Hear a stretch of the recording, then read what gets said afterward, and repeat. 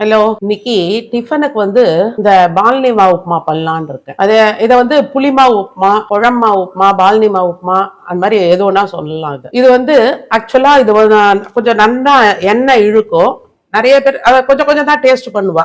ஏன்னா அது டைஜஸ்ட் ஆகணும்னு சொல்லிட்டு ஓவரா என்ன இருக்குன்னு. அப்புறம் இது ஆகிறதுக்கே நல்லா உதிரா ஆகிறதுக்கு ஒரு 1/2 hour ஆகும். ஆனா நான் வேற மெத்தட், என்னோட மெத்தட்ல நான் பண்ணி காட்டுறேன் பாருங்க. 10 to 15 மினிட்ஸ்ல ஆயிடும். ரொம்ப என்ன வேணும்னு கூட அவசியம் இல்லை, பார்த்துட்டு விட்டுக்கலாம். இப்போ இதுக்கு தேவையான சாமான்கள் சொல்றேன் பாருங்க. இப்போ இதுக்கு மெயின் இன்கிரீடியன்ட் இந்த அரிசி மாவு. நம்ம ஆத்துல அரைச்ச அரிசி மாவோ இல்ல கடையில வாங்கின அரிசி மாவோ எது ஒன்னா இருக்கட்டும். அரிசி மாவு இது 250 ml கப்பு. இதால 1.5 மாவு நான் எடுத்துட்டு இருக்கேன். இதுக்கு நல்ல ஒரு பெரிய எலுமிச்சம்பழ அளவு புளிப்பு. இதுக்கு நல்ல புளிப்பு, உப்பு, காரம் எல்லாம் இருந்தாதான் நல்லா இருக்கும். நல்லா பெரிய எலுமிச்சம்பழ அளவுக்கு புளி, தாளிச்சி கொட்டுறதுக்கு 2 வரமிளகாய், தேவையான அளவு உப்பு. நான் நல்லா 1 டேபிள் ஸ்பூன் உப்பு எடுத்து வச்சுட்டு இருக்கேன். பாத்துன்னு போட்டுக்கலாம். காரத்துக்கு நம்ம குழம்பு மிளகா அப்படி இருக்கு இல்லையா, ஆத்துல அரைச்ச குழம்பு மிளகா, அப்படி சாம்பார் மிளகா அப்படின்னு சொல்லுவோமே, அதை நல்லா 1 டேபிள் ஸ்பூன் போட்டுக்கலாம். காரத்துக்கு கொஞ்சம் மஞ்சப்பொடி, கருவேப்பிலை, அப்புறம் அந்த புளியை நான் கரைச்சி எடுத்து வச்சிருக்கேன் பாருங்க. அது என்ன மெஷர்மெண்ட்னா, இப்போ 1.5 மாவு எடுத்தோம் இல்லையா, இதே அளவுக்கு 1.5 புளி கரைசல் எடுத்து வச்சுக்கோங்க. அப்புறம் தேவைப்பட்டா நம்ம வெறும் ஜலத்தை கூட விட்டுக்கலாம். இதுக்கு நான் நல்லெண்ணெய் எடுத்து வச்சிருக்கேன். இன்னைக்கு நான் பொதுவா நல்லெண்ணெயில பண்ணுவேன். சிலர் கடலெண்ணெய், ரீஃபைண்ட் ஆயில்ல பண்ணுவா.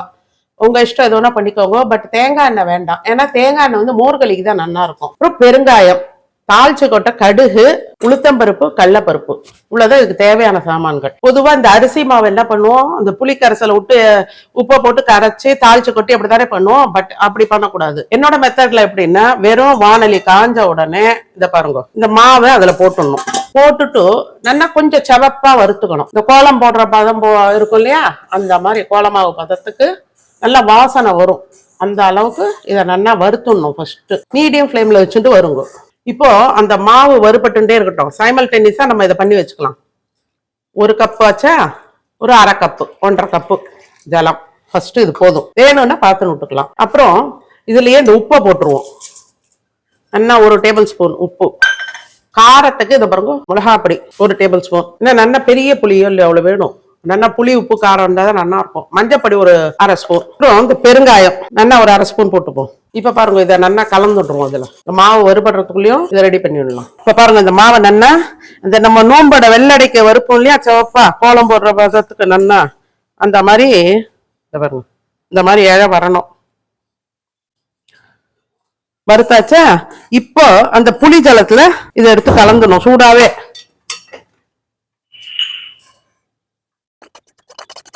இதை நல்லா கலந்துடுறோம். கை சூடும், அதனாலதான் இந்த மாதிரி வச்சு ஏதாவது இல்ல கரண்டியோ ஏதோ ஒண்ணு வச்சு இப்படி கலந்துக்கோங்க. ஏன்னா அந்த மாவு சூடா இருக்கு இல்லையா, சூடாதான் பண்ணணும்.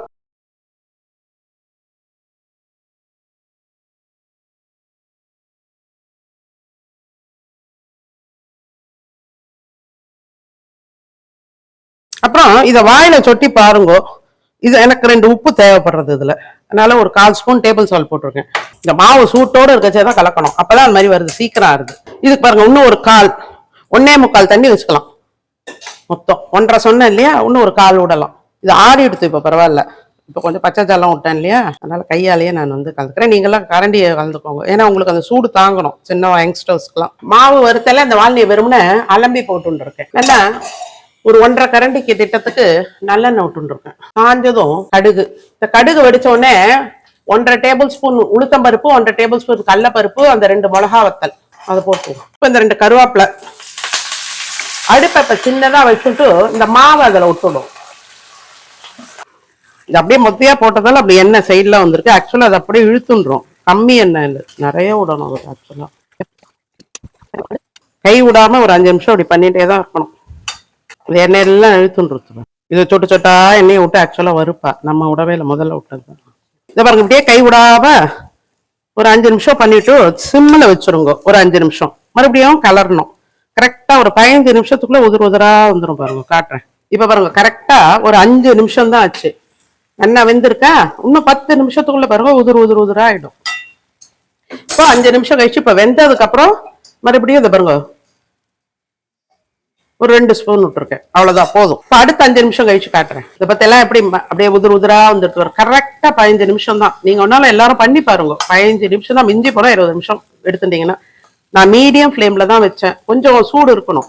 ஆனா இப்படி கலரி அப்பப்போ கொஞ்ச நேரத்துக்கு ஒரு பாருங்க, அடி கூட ஒட்டல. நான் எடுத்துட்டே இருக்கேன், இந்த இது அடி காந்தல் ஒட்டாம எடுத்துட்டே இருக்கேன். காந்தல் பிடிக்கும்ன்றவா கடைசியில கொஞ்ச நேரம் வச்சீங்கன்னா அது அடியில பிடிச்சிக்கும், அதை எடுத்து சாப்பிடலாம், டேஸ்டா இருக்கும். இதை பாருங்க நல்லா எப்படி உதிரா வந்துடுது பாத்தீங்களா. இது வந்து ரொம்ப அப்படியே தொண்டையை பிடிக்காது, சாஃப்டா இருக்கும். அந்த வறுத்துட்டு பண்றோம் இல்லையா புளியில கரைச்சு, அதனால நம்ம சாதாரணமா வெறும் மாவை போட்டு வறுக்கவே இன்னும் நாழி ஆகும், 1/2 hour 3/4 மணி நேரம் ஆகும் டெஃபினட்டா வறுக்காம பண்ணும்போது. அது கொஞ்சம் தொண்டையும் பிடிக்கும். ஆனா இது பாருங்க நல்லா சாஃப்டா இருக்கும், சூப்பரா இருக்கும். இதை தொட்டுக்கிறதுக்கு வெறும் சக்கரை மட்டுமே போதும், வேற ஒண்ணுமே வேண்டாம். வெறுமனையே சாப்பிடலாம், புளியஞ்சாத மாதிரி வாசனையா கமகமன்னு இருக்கும். அப்படி வேணுங்கிற குழந்தைகளுக்குலாம் நல்லா சர்க்கரையை தொட்டு கொடுங்க, நல்லா இருக்கும். அது இன்னும் ஆறினா இன்னும் பல இருக்கும். இதுவே எப்படி பாருங்க, எப்படி வந்திருக்கு, மணலா வந்திருக்கு பாருங்க. அவ்வளவுதான், ஆயிடுத்து, போதும். கொஞ்ச நேரம் உலப்பற விட்டு கொஞ்ச நேரம் ஆறுனதுக்கு அப்புறம் எல்லாரும் எடுத்துக்கலாம், நல்லா இருக்கும். அவ்வளவுதான், நான் அதை அடுப்பு அணைச்சிட்டேன்.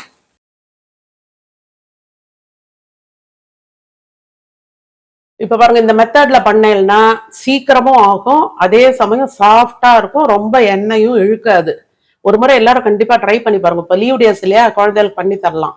அந்த அவளுக்கு ஏத்த மாதிரி காரம் புளி எல்லாம் போட்டுக்கோங்க, வாத்துக்கு எவ்வளவு தேவையோ அது போடும். இது கரெக்டா இருக்கு. நான் இப்ப பண்ணிருக்கிறது வந்து நார்மலா எல்லாரும் சாப்பிடுற மாதிரி தான் நான் பண்ணிருக்கேன். இப்போ இன்னைக்கு எல்லாரும் கண்டிப்பா அதை ட்ரை பண்ணி பார்த்துட்டு எனக்கு கமெண்ட்ல போடுங்க. ஏன்னா ஆல்ரெடி நீங்க வெறும் மாவுல பண்ணிருப்பேன் இல்லையா, அதுக்கும் இதுக்கும் டிஃபரெண்டா அது ஒரு டிஃபரன்ஸ் தெரியும் பாருங்க உங்களுக்கு. டைம் சேவ், அதே சமயம் சாஃப்ட்னஸ் எல்லாம் இருக்குதுல. என்னோட வீடியோஸ் பிடிச்சிருந்தா லைக் பண்ணுங்க, ஃப்ரெண்ட்ஸ் அண்ட் ரிலேட்டிவ்ஸ்க்கு ஷேர் பண்ணுங்க, சப்ஸ்கிரைப் பண்ணாதால சப்ஸ்கிரைப் பண்ணுங்க. தேங்க்யூ.